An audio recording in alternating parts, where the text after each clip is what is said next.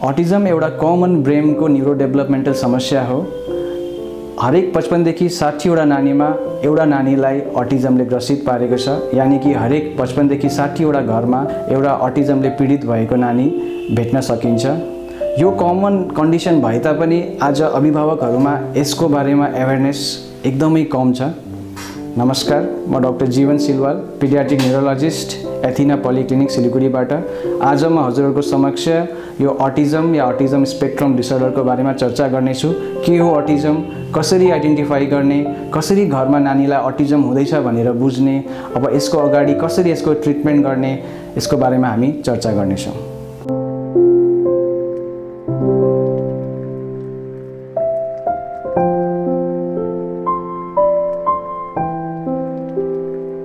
Autism एउटा neuro developmental condition हो, यानी एउटा ब्रेनको बिमारी हो, जसमा चाहिँ नानीहरू सुरुवातको स्पेशली अर्ली डेभलपमेन्टल पिरियड भनिन्छ या फिर सुरुवातको 3 देखि 4 वर्षको अवधिमा देखिने एक प्रकारको बिमारी हो। यसमा चाहिँ मेनली नानीहरूको सोशल एन्ड कम्युनिकेसन डेफिसिट या फिर सोशल इन्टरेक्सन डेफिसिट भनिन्छ, यानी कि उमेर अनुसार नानीहरूले जुन पाराले कम्युनिकेट गर्नुपर्ने हो त्यो कम्युनिकेट गर्ने उनीहरूको जुन स्किल हुन्छ त्यो डेभलप भइरहेको हुँदैन। अब यसलाई बुझ्नको लागि सर्वप्रथम हामीले नानीहरूमा फर्स्ट 1.5 देखि 2 सालमा कस्तो प्रकारले उनीहरूको सोशल माइलस्टोन्स भनिन्छ त्यो कस्तो प्रकारले बढ्छ त्यो हामीले पहिला बुझ्न जरुरी हुन्छ। साधारणतया नानीमा सुरुमा 2 देखि 3 महिनादेखि नै नानीहरूको आई कन्ट्याक्ट यानी आँखामा हेर्न थाल्छन्, उनीहरू आँखामा हेरेर स्माइल गर्न थाल्छन्, सोशल स्माइल भनिन्छ। त्यो सुरुवातको 2, 3 या 4 महिनाभित्रमा सुरुवात हुन्छ। त्यसपछि नानी अलिक ठुलो भएर गएपछि 6 महिना 7 महिनामा नानीलाई यसरी हात अगाडि बढाउँदाखेरि पनि उनीहरू अँगालोमा आउनलाई उनीहरू आफूतिर आउँछन्। अलिक ठुलो भएपछि 8-9 महिना भएपछि नानीहरूसँग लुकामारी खेलिन्छ, पिकअबु भनिन्छ, त्यो पनि खेल्दाखेरि उनीहरू रमाउँछन्। साथमा उनीहरू 8-9 महिनापछि नानीहरू टाटा बाई बाई भन्न सिक्छन्। साथसाथमा सोशल माइलस्टोन्सको साथसाथमा उनीहरूको ल्याङ्ग्वेज या फिर बोल्ने जुन हुन्छ त्यो पनि साथसाथमा नानीहरूको बढ्दै हुन्छ। 8-9 महिनामा नानीहरू शब्द, सिंगल शब्दहरू जस्तै मा, दा यस्तो प्रकारको शब्दहरू सुरु गर्छन् र 1 वर्ष जति पुगेपछि नानीहरू मामा, दादा, बाबा गरेर यस प्रकारको 2टा शब्दलाई जोडेर जुन बाइसिलेबस भनिन्छ त्यो शब्दहरू बोल्न सुरु गर्छन्। अझै बढेर गएपछि 12 देखि 14 महिनामा नानीहरू आफ्नो इन्ट्रेस्टहरू सेयर गर्न खोज्छन् अरूसँग। उनीहरूलाई खुसी लाग्यो भने चिजहरू देखाउनलाई पोइन्ट गरेर देखाउँछन्, यो हेर्नु त्यो हेर्नु भनेर उनीहरूले जेस्चर्स उनीहरूको त्यो प्रकारले डेभलप हुन थाल्दछ र बिस्तारै उनीहरू अझै बढेर 17 महिना 18 महिना भएपछि अरू नानीहरूसँग एकदमै खेल्न रुचाउँछन्, उनीहरू अरूसँग घुल्न मिल्न एकदमै कोसिस गर्छन्। यो प्रकारले नानीको सोशल माइलस्टोन्स बढ्छ। अझै ठुलो भएर 18 महिना 20 महिना पुगेपछि थुप्रो शब्दहरू बोल्न थाल्छन्, धेरै प्रकारको शब्द, बाइसिलेबिक वर्ड्सहरू, पानी, दादा, मामा, अरू यस्तो शब्दहरू कति वर्ड्सहरू बढ्दै जान्छ र 2 वर्ष जति पुगेपछि 2टा शब्दलाई पनि जोड्न थाल्छन्, पानी देऊ, भात खान्छु, यस्तो प्रकारको शब्दहरू 2 शब्दलाई जोड्न थाल्छन्। यो सुरुवातको 2 वर्षको माइलस्टोन्स भयो। अब अटिजममा के हुन्छ भन्दाखेरि नानीहरू सधैँ हुन्छन्, हेर्दाखेरि समयमै पनि हिँड्छन्, हेर्दाखेरि बाहिरबाट केही समस्या छ जस्तो देखिँदैन, तर यो नानीहरू चाहिँ सुरुवातदेखि नै आई कन्ट्याक्ट एकदमै कमजोर हुन्छ। आई कमजोर भन्नुको अर्थ आँखाको कमजोर होइन, आई कन्ट्याक्ट गर्दैन। नर्मली हामी कुरा गर्दाखेरि आँखा जुदाएर कुरा गर्छौँ, तर नानीहरू सुरुवातदेखि नै आई कन्ट्याक्ट गर्दैनन् र उनीहरू आफ्नो इन्ट्रेस्टहरू सेयर गर्नु सक्दैनन्, समयमा उनीहरूले टाटा बाई बाई गर्दैनन्। अर्को कुरा साथमा उनीहरूले स्पिचको पनि उनीहरूको डिले भइरहेको हुन्छ, उनीहरू शब्दहरू पनि 12 महिना 14 महिना पुगिसक्दा पनि केही शब्दहरू उनीहरू बोल्दैनन् र उनीहरूको एक प्रकारको आफ्नै एउटा एक किसिमको इन्ट्रेस्ट हुन्छ, रिपिटेटिभ इन्ट्रेस्ट र रेस्ट्रिक्टिभ इन्ट्रेस्ट जुन भनिन्छ। एउटै चिजलाई मात्र उनीहरू मन पराउने र आफ्नै धुनमा रहने। नानीलाई टक्कै बोलाउँदाखेरि पनि टक्कै फर्केर हेर्छन् अरू नानीहरू, तर यी नानीहरू चाहिँ आफ्नै धुनमा हुन्छन्। त्यो बोलाउँदाखेरि पनि नसुनेकोले गर्दाखेरि पेरेन्ट्सहरूलाई बाहिरले कान पो सुन्दैन कि भन्ने खालके पार्ने पनि हुन्छ, त्यस्तो खालके कन्फ्युजन पनि उनीहरूले नानीहरूले क्रिएट गरिदिन्छ होइन। त मेन चाहिँ कम्युनिकेसन स्किल जुन हुन्छ नानीको, त्यसमा उनीहरूको डेफिसिट भइरहेको हुन्छ। त्यो उनीहरूले यी नानीहरू आफ्नै धुनमा आफै मात्र खेल्ने, आफ्नै धुनमा खेल्ने र आफै आफ्नै उनीहरूको एक किसिमको दुनियाँ हुन्छ र आफ्नो इन्ट्रेस्टहरू पनि उनीहरू सेयर गर्न सक्दैनन् र अरूको इमोसन्सलाई पनि उनीहरू बुझ्दैनन्। जस्तै अब हामी कुनै बेला सँगै कुरा गरेर उठ्न र बाहिर गयौँ भने हामी अब एक किसिमले जेस्चर्सले हामी कुरा गर्छौँ, त्यो जेस्चर्स उनीहरूको हुँदैन। नन भर्बल क्युज जुन भनिन्छ त्यो क्युजहरूको उनीहरूको विकास भइरहेको हुँदैन। यो अटिजमका नानीहरू एउटै चिजलाई दोहोऱ्याएर बार बार गर्ने उनीहरूको एउटा टेन्डेन्सी हुन्छ।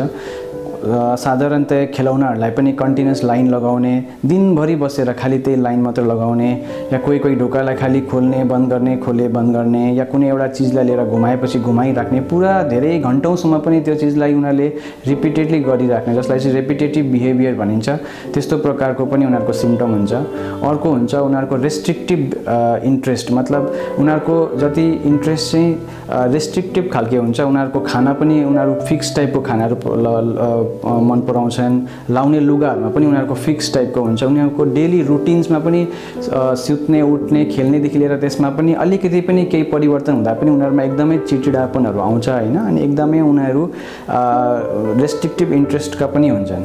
किन चाहिँ अटिजम हुन्छ, के कारणले अटिजम हुन्छ, यसको अहिले पनि विज्ञानमा एउटा चर्चाको विषय हो। यसको बारेमा थुप्रो रिसर्चहरू भइ नै रहेको छ। तर अहिलेसम्म बुझेअनुसार अटिजम चाहिँ मेनली जेनेटिक या इन्भाइरोमेन्टलको एउटा कम्बिनेसनले हुने खालके एक किसिमको कन्डिसन हो। जेनेटिक भन्नुको अर्थ चाहिँ जस्तै घर बन्दाखेरि हजारौँ लाखौँवटा जुन इँटाहरू ब्रिक्सहरू युज गरेर एउटा घर बन्छ, त्यस्तै ब्रेन बन्नको लागि पनि यस्तो हजारौँ लाखौँ किसिमको जिन्सहरूले एउटा हाम्रो ब्रेनको नानीको तयार हुन्छ।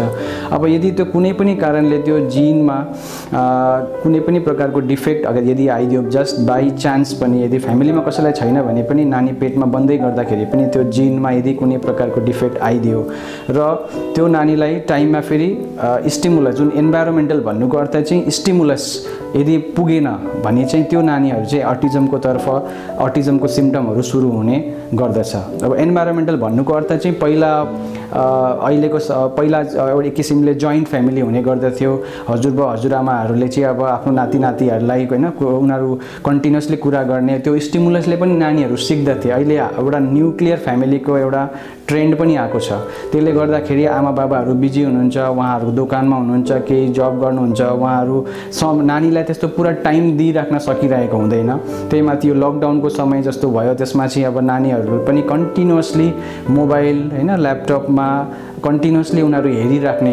अनि स्पेसली फर्स्ट 2 साल जुन फर्स्ट 2 इयर्सको टाइममा चाहिँ यदि नानीहरूलाई प्रपर स्टिमुलस यदि भएन भने चाहिँ जब तिनीहरूलाई अलरेडी अटिजम हुने जुन टेन्डेन्सी एउटा जेनेटिक कन्डिसनले एउटा जिन्सले गर्दा हुने जुन टेन्डेन्सी चाहिँ अब इन्भाइरोमेन्टल जुन स्टिमुलस नपाएपछि त्यो नानीहरूमा चाहिँ अटिजम हुने चान्सेस एकदम बढेर जान्छ। अब हामी ओपिडीमा रेगुलरली नानीहरूलाई हेर्दाखेरि पेरेन्ट्सहरूले के भन्नुहुन्छ भने अब हामी बिजी हुन्छौँ र नानी त अब दिनभरि बसेर युट्युब खोलेर नानी हेरिरहेको हुन्छ भन्ने खालके एकदमै कमनली अलमोस्ट हरेक पेरेन्ट्सले यो कुरालाई चाहिँ भन्नुहुन्छ ओपिडीमा। त्यो उनीहरूले यो फर्स्ट 2 इयर्समा नानीहरूलाई बिल्कुल मोबाइल बिल्कुलै दिनु हुँदैन। अहिले अमेरिकन एकाडेमी अफ पिडियाट्रिक्सले पनि यसको लागि एउटा रिसर्च गरेरै पनि एउटा गाइडलाइन्स तयार गर्नुभएको छ। फर्स्ट 2 इयर्स 0 आवर्स, मतलब बिल्कुल नानीहरूलाई मोबाइल दिने होइन।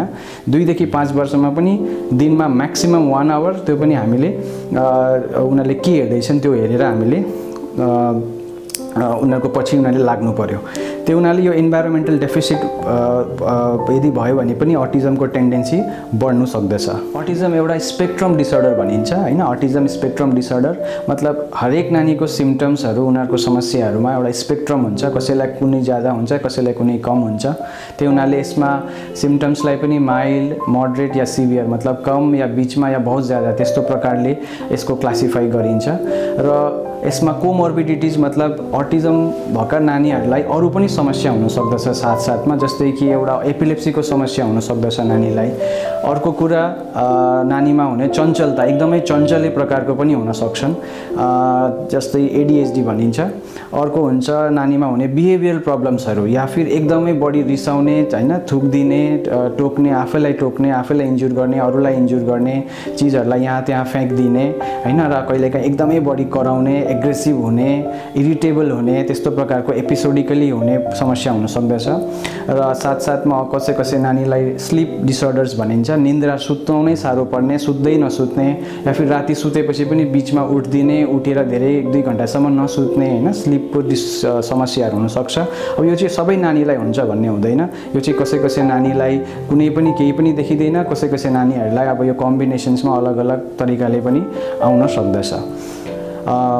र डायग्नोसिसको लागि अब कुनै टेस्टहरूको आवश्यकता पर्छ कि पर्दैन भन्दा अटिजमको लागि मेन चाहिँ कुनै टेस्टहरू गरिराख्नु पर्दैन, कुनै स्क्यानिङहरू केही जरुरत पर्दैन। तर मेन चाहिँ यसको लागि डायग्नोस्टिक टुल्स भनिन्छ, त्यो अलरेडी डिजाइन्ड हुन्छ। त्यसमा चाहिँ हामी नानीलाई हेरेर र आमा बाबालाई हामी क्वेसनर्स गरेर, इन्टरभ्यू गरेर, त्यो हामी टिक मार्क गरेर स्कोरिङ गरेर हेर्छौँ कि त्यो नानी स्पेक्ट्रमभित्र पर्छ कि पर्दैन। यदि स्पेक्ट्रमभित्र पर्यो भने पनि नानी कहाँ चाहिँ पर्छ, माइल्डमा छ या मोडरेटमा छ या सिभियरमा छ, कति छ, कहाँ चाहिँ नानी कहिले कहाँ स्ट्यान्ड गर्दैछ भन्ने कुरा चाहिँ हामी डायग्नोस्टिक टुलको सहारा लिएर चाहिँ हामी अगाडि बढ्दछौँ। र साथमा अटिजममा एउटा अर्टिस्टिक रिग्रेसन भन्ने एउटा चिज हुन्छ। भन्नुको अर्थ सुरुको 1.5-2 सालसम्म नानीहरू लगभग पुरै नर्मल नानीहरूलाई पनि कहिलेकाहीँ अचानक अटिजम जस्तो सिम्टम पनि सुरु हुन सक्छ। मतलब 1.5-2 साल पुरा नर्मल हुन्छन्, फेरि त्यसपछि चाहिँ उनीहरूको आई कन्ट्याक्ट एकदम हराएर जान्छ, उनीहरूको स्पिचको समस्या हुन्छ र उनीहरूलाई अटिजम जस्तो सिम्टम्सहरू पनि आउन थाल्दछ। यी नानीहरूलाई चाहिँ हामी एउटा EEG भन्ने एउटा टेस्ट हुन्छ, इलेक्ट्रोएन्सेफेलोग्राम, त्यो चाहिँ हामी त्यो नानीहरूलाई गराउँदछौँ। बाँकी कुनै स्पेसिफिक टेस्ट चाहिँ यसमा अटिजममा हामी गर्दैनौँ, मेनली डायग्नोस्टिक टुल्स नै फलो गर्दछौँ। र अटिजमको लागि कुनै एउटा ठोस दबाई छैन, यही दबाई मेडिसिन खाएपछि ठिक हुन्छ भन्ने कुरा छैन। अहिलेको साइन्स अनुसार चाहिँ सबैभन्दा रिकमेन्डेड र अहिलेसम्म साइन्टिफिक एभिडेन्स अनुसार फलो गर्ने हो भने चाहिँ केवल थेरेपिज या फिर ट्रेनिङ भनौँ, एक किसिमको ट्रेनिङ हामीले नानीलाई दिनु पर्यो। अब त्यो थेरेपी पनि 2-3 प्रकारको हुन्छ। एउटा हुन्छ बिहेभियर थेरेपी भनिन्छ, स्वभावलाई बदल्ने। अब उनीहरूको आई कन्ट्याक्ट कम हुन्छ, उनीहरू कम्युनिकेट गर्न सक्दैनन्, अहिलेसम्म चाहिँ साइन्समा त्यस्तो छैन। मेन चाहिँ अब अटिजमको नानीहरूलाई चाहिँ इम्प्रुभ गर्नको लागि अहिलेको साइन्स अनुसार जुन रिकमेन्डेसन्सहरू छ त्यसमा सबैभन्दा जुन इफेक्टिभ देखिने भनेको चाहिँ थेरेपिजहरू हो, या फिर एक किसिमले ट्रेनिङ भनौँ त्यसलाई। त्यो पनि तपाईँको 2-3 प्रकारको हुन्छ। एउटा हुन्छ जस्तै कि बिहेभियर थेरेपी भनिन्छ, यानि स्वभावलाई बदल्ने थेरेपी, किनभने यी नानीहरूमा आई कन्ट्याक्ट कम हुन्छ, उनीहरू बोलाउने बित्तिकै फट्ट फर्केर हेर्दैनन्, अनि उनीहरूको जुन जेस्चर्सहरू जुन छ त्यो जेस्चर्सलाई अरूको जेस्चर्सलाई बुझ्दैनन्। त्यसलाई बिस्तारै बिस्तारै स्वभावलाई बदल्ने एक प्रकारको ट्रेनिङ हुन्छ, त्यो चाहिँ बिहेभियर थेरेपिस्टले गर्छन्। र अर्को हुन्छ स्पिच थेरापी, यानि बोल्नको लागि पनि उनीहरूलाई सेपरेटली स्पिच प्याथोलोजिस्टहरूले या स्पिच थेरेपिस्टले सेपरेटली सिकाउनु पर्ने हुन्छ। तेस्रो कुरा हुन्छ अकुपेसनल थेरेपी भनिन्छ। अकुपेसनल भन्नुको अर्थ चाहिँ जस्तै यो नानीहरू अब हाम्रो औँलाको थुप्रो प्रकारको काम हुन्छ, नानीहरू पनि औँलाले अब कति कामहरू गर्छन्, सानसानो चिज उठाउनेदेखि लिएर सर्टको बटन लगाउने, जुत्ताको लेस लगाउने, ब्रस गर्ने, यस्तो कति प्रकारको सानसानो कामहरू औँलाले गर्छन्। त्यो नानीहरूमा चाहिँ अब यो ह्यान्डको फाइन मोटर जुन स्किल भनिन्छ यो त्यति राम्रो डेभलप हुँदैन। त्यो चाहिँ कति सामानहरू हुन्छ त्यो अकुपेसनलको लागि, खेलौना जस्तो प्रकारको पनि हुन्छ, बल्सहरू हुन्छ, कति प्रकारको हुन्छ, त्यसलाई युज गरेर चाहिँ अकुपेसनल थेरापी पनि साथसाथमा दिनुपर्ने हुन्छ। साथसाथमा स्पेसल एजुकेसन भन्ने पनि हुन्छ, स्पेसल एजुकेटर सेपरेट हुन्छन् उनीहरूको, किनभने नर्मल टिचर्सहरूले उनीहरूको प्रब्लमलाई बुझ्दैनन्। स्पेसल एजुकेटर्स चाहिँ अब रेमेडियल टिचर्स भनिन्छ, उनीहरूले चाहिँ नानीको इन्टेलिजेन्स कति हुन्छ त्यो अनुसारले त्यहाँबाट चाहिँ उनीहरूलाई नानीलाई अगाडि बढाउने काम गर्दछन्। अब थेरेपी भन्ने चाहिँ अब साधारणतयामा एउटा हरेक प्यारेन्टलाई एउटा उदाहरण दिन्छु। यदि राम्रो बडी बनाउने र जिम जाने हो भने अब हजुरले कति फ्रिक्वेन्टली जानुपर्छ होला, त्यो चाहिँ अलमोस्ट डेली नै जानुपर्ने हुन्छ। र यो थेरापी भन्ने चिज एउटा 2टा सेसन्स हुँदैन, यो महिनौसम्म चल्छ। सुरुवातमा 3-6 महिना कमसेकम गर्नुपर्ने हुन्छ र त्यो थेरेपी स्टार्ट गरिसकेपछि बिस्तारै मात्रै चेन्ज आउँछ। किनभने अटिजमको नानीहरूमा चाहिँ रिसर्चमा के देखिएको छ भने उनको ब्रेनको कनेक्सन्सहरू एकदम अलग्गै प्रकारको हुन्छ, उनीहरूको नेटवर्क अलग प्रकारको हुन्छ र अब नयाँ नयाँ चिज सिकाएपछि मात्रै उनीहरूको त्यो नेटवर्कमा बिस्तारै बिस्तारै चेन्ज हुँदै हुँदै आउँछ र त्यसको लागि धेरै समय लाग्छ। बिस्तारै ग्रेजुअली हुने चिज हो, त्यो उनीहरूले युजुअली एकै दिनमा 30-40 मिनटको बिहेभियर थेरापी, 30-40 मिनटको स्पिचको थेरापी, 30-40 मिनटको तपाईँको अकुपेसनल थेरापी गरेर दिनमा 1.5-2 घण्टाको 2-2.5 घण्टाको ट्रेनिङ सेसन्स हुन्छ। त्यो अनुसारले चाहिँ उसलाई केही महिनासम्म कन्टिन्युसली गराउनु पर्ने हुन्छ। थेरापी गर्दै जाँदाखेरि नानीमा एउटा नयाँ किसिमको नेटवर्क, नयाँ किसिमको कनेक्सन्सहरू बढ्दै जान्छ। त्यसको लागि सपोर्ट गर्नको लागि चाहिँ हामी केही मेडिसिन्सहरू जस्ट सपोर्टिभ एउटा ब्रेनको लागि न्युट्रिसन जस्तो या टनिक जस्तो भनौँ, त्यो हामी सपोर्टिभ केही मेडिसिन्सहरू केही समयको लागि थेरापी गरिन्जेलसम्म हामी त्यो नानीहरूलाई युज गर्छौँ। तर अब यो थेरापिस्टहरूको लागि एउटा अन्डर वान रुफ जुन डेभलपमेन्टल सेन्टर जुन छ त्यो चाहिँ अब हर जग्गै उपलब्ध छैन। म आफ्नो पहलले एउटा बाहिरको थेरापी सेन्टर, एउटा अकुपेसनल थेरापिस्टहरू, सबै स्पिच थेरापिस्ट, बिहेभियर थेरापिस्टलाई लिएर प्रोफेसनली एउटा थेरापी सेन्टर बनाउने एउटा पहल गर्दैछु सिलिगुडीमा। त्यो बिस्तारै जनवरीदेखि पनि सुरुवात हुने क्रममा छ अहिले। एथिना पोलिक्लिनिकमा हामी डे टु डे बेसिसमा अटिजमको नानीहरूलाई ओपिडीमा हेरिरहेको छौँ।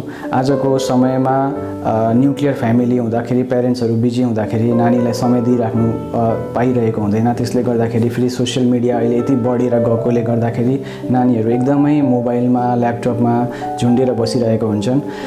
अब सबैभन्दा आजको समयमा हामीले नानीहरूलाई अलिकति केही समय दिनमा 1-2 घण्टा भए पनि नानीहरूको विकासको लागि हामीले समय निकालेर नानीहरूसँग समय बिताउन जरुरी छ।